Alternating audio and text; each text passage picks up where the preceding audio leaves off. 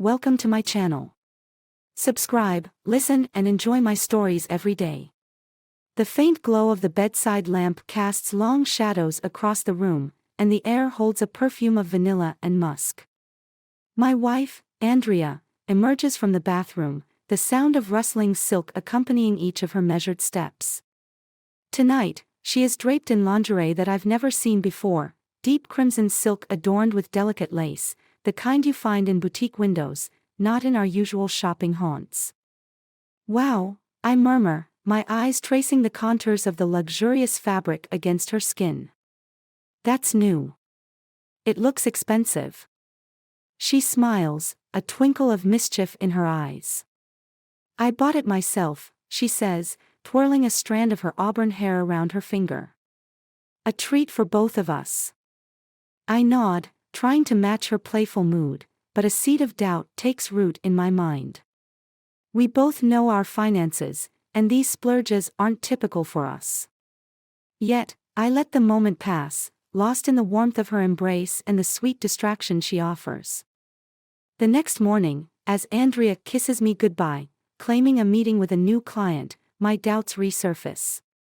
Her perfume lingers in the air long after the door clicks shut. Decision grips me, I need to know. I decide to follow her, not out of a sense of betrayal but a desperate need for clarity. I trail her discreetly through the bustling city streets. She walks with a purpose I've rarely seen, straight into the marble lobby of a high-rise, an office building gleaming with the opulence of corporate power. My heart sinks a bit more with each step she takes. Why here? Who meets in places like this? Gathering my courage, I follow her into the elevator, slipping in just as the doors are about to close. She doesn't notice me, her focus is fixed on her phone. We ride up in silence, surrounded by men and women in sharp suits, and my casual attire suddenly feels out of place. The elevator dings on the 34th floor.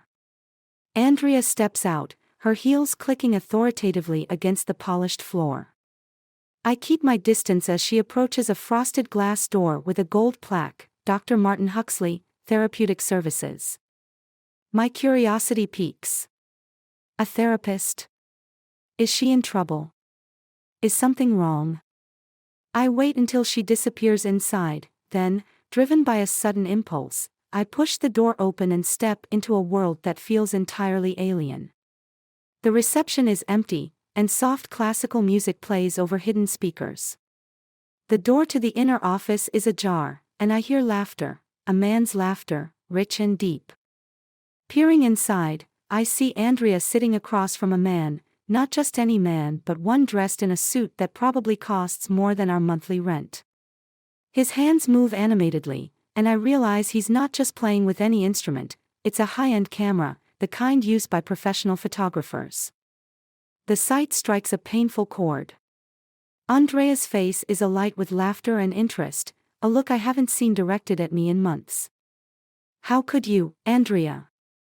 The words escape my lips before I can rein them in, resonating through the room like a judge's gavel. Both heads snap towards me, shock etching Andrea's features. The camera clatters to the table. The man stands, his expression unreadable. I will avenge this pain on you. I declare, the words tasting bitter on my tongue. I storm out before she can reply, my mind racing with plans of retribution.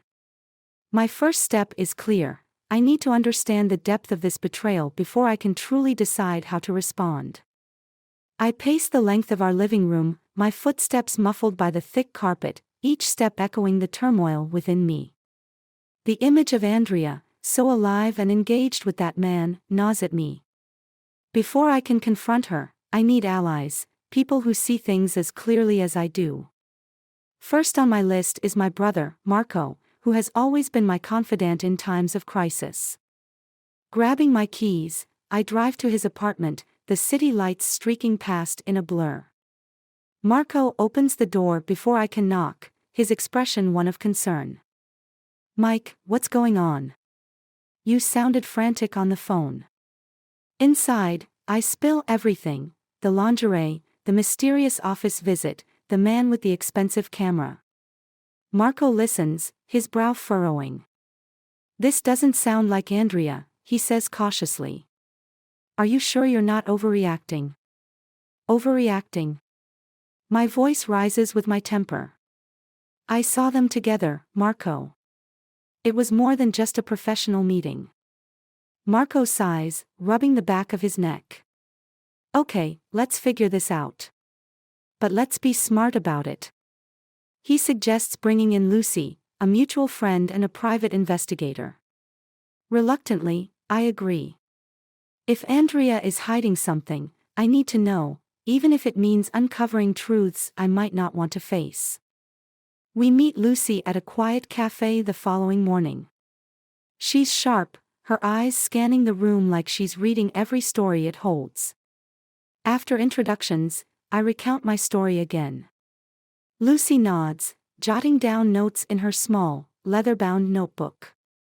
Infidelity cases are tricky, Lucy starts, her voice steady. Emotions run high, and often, what seems apparent isn't the full story. I can look into this man she met with, see what connections there are. And the lingerie? I press, needing every detail scrutinized. I'll check the purchase history, she promises. If it was bought, where and how it was paid for could tell us something. We agree on a plan. Lucy will follow Andrea discreetly, gather information on her activities, and dig into the identity of the mysterious man. Marco will stay close, ready to step in if needed. As we part ways, the weight of the situation settles deeper on my shoulders. I drive back home, the silence of the car oppressive. Approaching the house, I notice Andrea's car in the driveway. She's home. Steeling myself, I enter. Andrea is in the kitchen, her back to me as she cooks. The normalcy of the scene strikes a sharp contrast against the chaos of my thoughts. Andrea, I begin, my voice steady despite the storm inside. She turns, surprise flashing across her features. Mike. You're early. I wasn't expecting you yet. We need to talk, I say, closing the distance between us. Her face falls, and she wipes her hands on a dish towel. What's wrong? It's about yesterday, I start, but she interrupts. Mike, whatever you think you saw. I know what I saw, Andrea. My voice is louder now, more forceful. She steps back, her expression one of hurt and confusion. I can explain, she says, her voice a whisper. Then explain, I challenge, my heart racing as I brace for her truth. Andrea's eyes, normally vibrant, now mirror the turmoil that's been festering inside me. She takes a deep breath, bracing herself against the kitchen island as if it could anchor her in the storm I've brought into our home. Mike, you need to understand, it's not what you think, she starts, her voice trembling. Martin, he's a photographer, yes, but he's also a counselor. He uses photography as therapy. It's for me, Mike. For us. I falter, confusion mingling with my anger. Photography as therapy. What does that even mean? It means that I've been feeling disconnected from everything, even from you.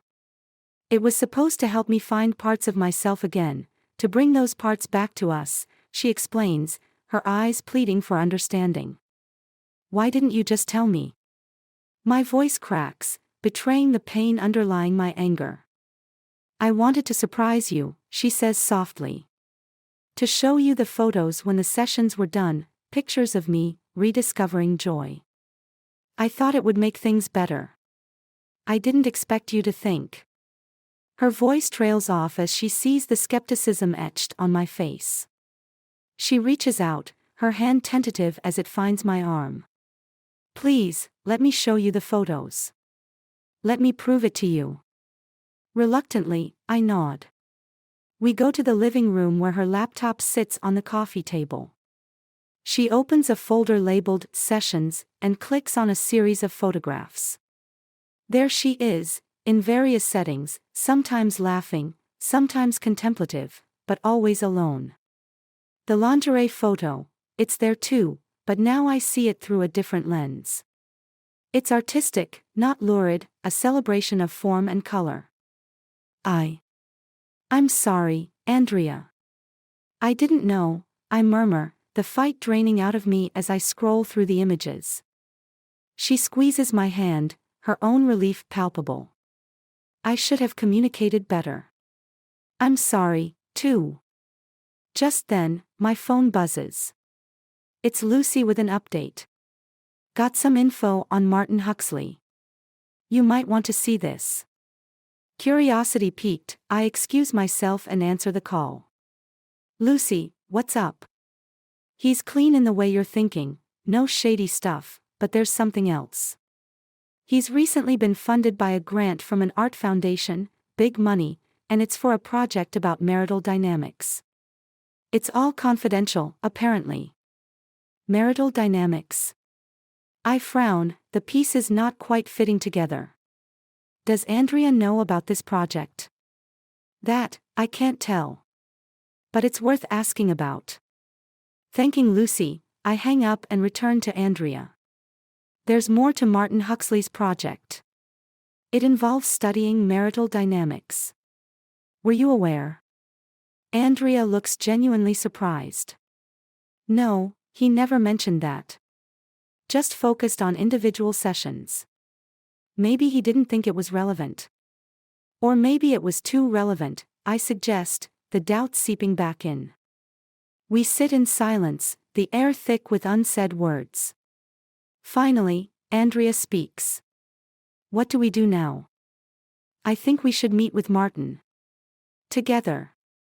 Ask him about this project directly, I say, my detective instincts merging with my role as a husband. Andrea nods, her determination reflecting my own. Let's do that. Let's find out everything. As we solidify our plan, the unity feels fragile, like a truce in an uneasy peace. But it's a start, a path back to each other, paved with questions that demand answers. We're in this together now, to uncover the full truth, however it may unfold. The morning is overcast, matching the mood of uncertainty as Andrea and I make our way to Martin Huxley's studio. The weight of pending revelations presses down on us, each step towards the high-rise building amplifying our shared anxiety. Martin greets us at the door of his office with a calm smile, seemingly oblivious to the storm brewing between us. Mike, Andrea, good to see you both. Please, come in. His office is a blend of modern chic and comfort, with large, framed photos adorning the walls, each one capturing human emotions with a profound intensity. Martin, we need to talk about your project, I start, cutting through the pleasantries. Martin's eyes narrow slightly, a flicker of concern passing through them. Of course, I'm happy to discuss my work. What would you like to know? It's about the grant for studying marital dynamics, I say. Andrea wasn't aware of it. Neither was I. It seems crucial since she's part of your sessions. Martin sighs, nodding slowly. I understand your concerns. Let me explain. The grant is indeed for a project on marital dynamics, specifically on how artistic expression can aid in marital relationships. It's experimental and confidential because we're still in the early phases. Andrea interjects, but why wasn't I informed? If I'm part of this study, shouldn't I have known? You are not part of the study, Andrea. Your sessions were purely therapeutic, Martin clarifies, then turns to me. However, Mike, there's something you should know. Andrea contacted me not just for herself but for both of you. I stare at him, perplexed. What do you mean? Martin walks to his desk, opens a drawer, and pulls out a series of photographs, this time of me. Photos I didn't know existed. Me at work, focused and distant, me at home, lost in thought, disconnected from my surroundings. These were taken with Andrea's consent. She was worried about you, about the growing distance between you. She thought seeing these might help you realize what's been happening. The room spins as I take in each image, seeing myself through an unfiltered lens. Andrea reaches out, her touch tentative. I didn't know how to tell you. I was afraid it would push you further away. Martin adds, the purpose was never to deceive but to illuminate. Art has a way of revealing truths that words sometimes cannot. Silence envelopes the room as I process everything. The betrayal I felt morphs slowly into an understanding of Andrea's intentions, however misguided. Finally, I speak, my voice hoarse. I need some time to think about all this. Andrea nods, her eyes glistening with tears. I'll wait, for as long as you need. We leave Martin's office with more questions than answers, but also with a glimmer of hope. Perhaps, understanding the intent behind actions is the first step towards forgiveness. As we reach our car, Andrea stops, taking a deep breath. Mike, there's one more thing, something good. I'm pregnant. The news hits me like a wave, unexpected and overwhelming in its impact. Suddenly, the photos, the therapy, the misunderstandings, they all fall into a different perspective. I look at Andrea, seeing her not just as my wife, but as the future mother of my child. We have a lot to work through, but we'll do it together. Andrea smiles, tears now streaming freely. Together. In that moment, the pieces of our fractured journey begin to align, suggesting that sometimes, the path to healing is through the very heart of our struggles, a picture perfect in its imperfection.